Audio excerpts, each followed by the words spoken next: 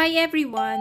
Welcome to the Empath Tart. Guys, another love reading, timeless and general. Take what resonates lang po. Maybe some part of the reading makaresonate kayo.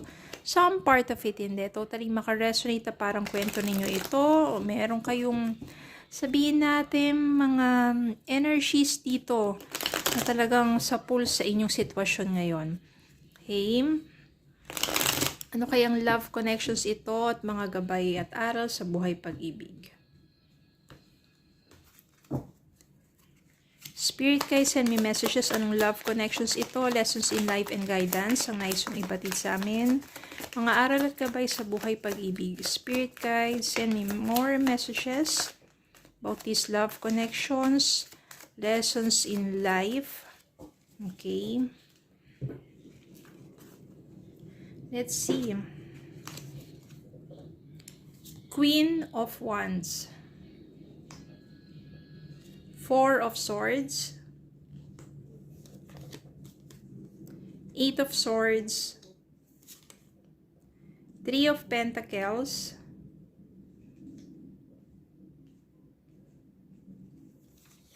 the Tower,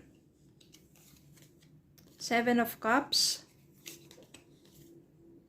Seven of Swords, Star, King of Pentacles, and Two of Pentacles. I can sense here na this is about you and your person. Si King of Pentacles, saka si Queen of Wands. Ikaw kasi sobrang, sabihin natin, talagang you are very passionate, you are good looking, maganda ka, malakas ang dating mo, malakas ang aura mo. Kaya maaring na in love sa'yo si King of Pentacles. Pero kasi si King of Pentacles, although may kaya talaga to, may kaya sa buhay to. Kasi Pentacles dito, ibig sabihin, money, material, wealth. Ang nangyari dito, I can sense here na kaya minsan, yan, nawasak ang inyong pagsasama dahil meron ditong nangyaring kasinungalingan, cheating, betrayal. Maaring marami siyang hindi sinasabi sa iyong katotohanan habang ikaw ay busy. Maaring nag-aasikaso ka ng negosyo ninyo, marami kang inaasikaso, kaliwat kanan, masyado kang busy. Sa mga panahon na yon, hindi mo namamalayan na ang person mo maaring nag-cheat na sa'yo. Kaya nang natuklasan mo yan, dun na, nawasak na ang inyong pagsasama. Pero nahihirapan ka dito kasi nandito si Eight of Swords. Ito kasing Eight of Swords nito, parang nakastuck ka doon sa sitwasyon na yon. Nakastuck ka sa kanya, especially when you are married. Diba, parang minsan wala nang love, puro na lang kabisihan, puro na lang material na bagay, trabaho, pera, ganon. So, nahihirapan ka makawala sa sitwasyon ninyo, especially when you are married. Then, sometimes, ayaw mo na lang ng gulo, ng away, tumatahimik ka na lang. Kasi pagod ka na eh. Tapos pagka nakikita pa kayo, talagang puro away na lang ang nangyayari sa inyong dalawa. Pero ang maganda dito, lumabas kasi, Star. Mararamdaman niya ng person mo.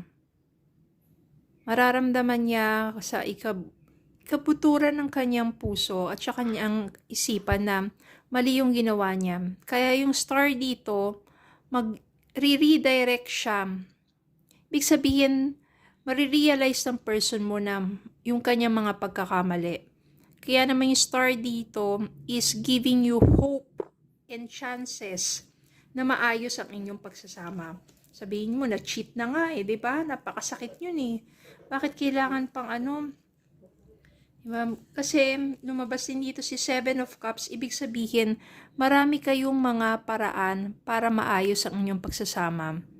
Magbigay kayo ng panahon sa isa't isa, kung nandyan na yung sabihin nating cheating o betrayal, especially kung mag-asawa kayo. Tapos kung humingi na siya ng sincere na paghingi ng pagtawad, ng patawad, bigyan nyo ng pagkakataon, tapos ayusin ninyong dalawa. Maraming mga options, maraming mga paraan para mas maging maayos, mas maging sabihin natin, mas gaganda pa ang inyong pagsasama. Yung mga pagkakamali na yan, magbigay kayo ng panahon para sa isa't isa, hindi yung puro trabaho, puro pera na lang, di ba? Have some time for each other, parang magsimula ulit kayo mag-date. Tapos maging open kayo sa isa't isa. At the same time, maging honest kayo sa isa't isa. Kung ano ba yung nararamdaman nyo na. For example, Han, masyado na nagiging busy na naman ha. Bumabalik na naman tayo sa wala tayong panahon sa isa't isa. Let's take a break. Tara magbakasyon tayo. Mga ganong bagay. Marami naman kayong kumbaga pagdating sa pamumuhay ninyo, maunlad ang inyong pamumuhay No? Magtulungan kayo, Three of Pentacles dito. So, yung Three of Pentacles dito, ibig sabihin yan, hindi lang kayo magtutulungan sa pagpapaunlad pa ng inyong pamumuhay, kundi magtutulungan kayo sa pag-aayos ng inyong relasyon. Kailangan magkaroon kayo ng give and take. No? At saka ang pinaka-importante, yung honest conversation. Maging honest kayo sa isa't isa. Walang taguan ng thoughts and feelings. Walang taguan na kahit sa ano pa man, good and bad yan, palagi nyo sinasabi sa isa't isa kung anong nangyayari. Sa negosyo, sa inyong relasyon, sa inyong pamilya, to work things out. Beware of codependency, addictive behaviors are affecting your romantic life. Yung palaging lumalabas yung mga codependency na yan. So, hindi talaga maganda ang codependent. Okay.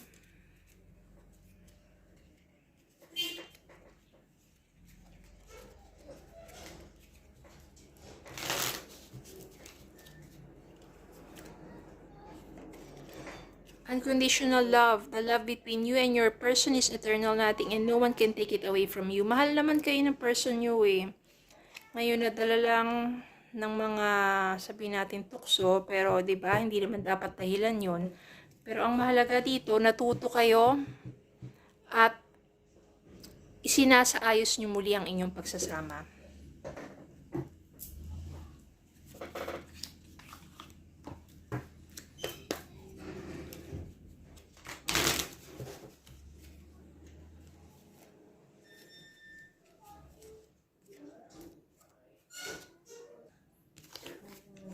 We have here coffin.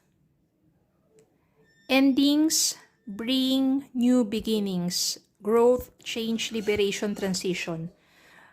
So, i-end nyo na yung hindi magagandang bagay sa inyong sa inyong relasyon, and it will bring new beginnings. Magsimula kayong muli at magkakaroon na dito ng growth. May pagbabago na and meron ng transition.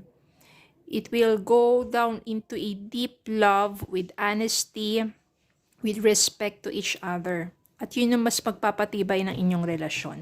Okay, so yun lang po. Maraming salamat po for watching. Please don't forget to like, share, comment, subscribe, follow me Facebook and YouTube. Have a good day po and God bless.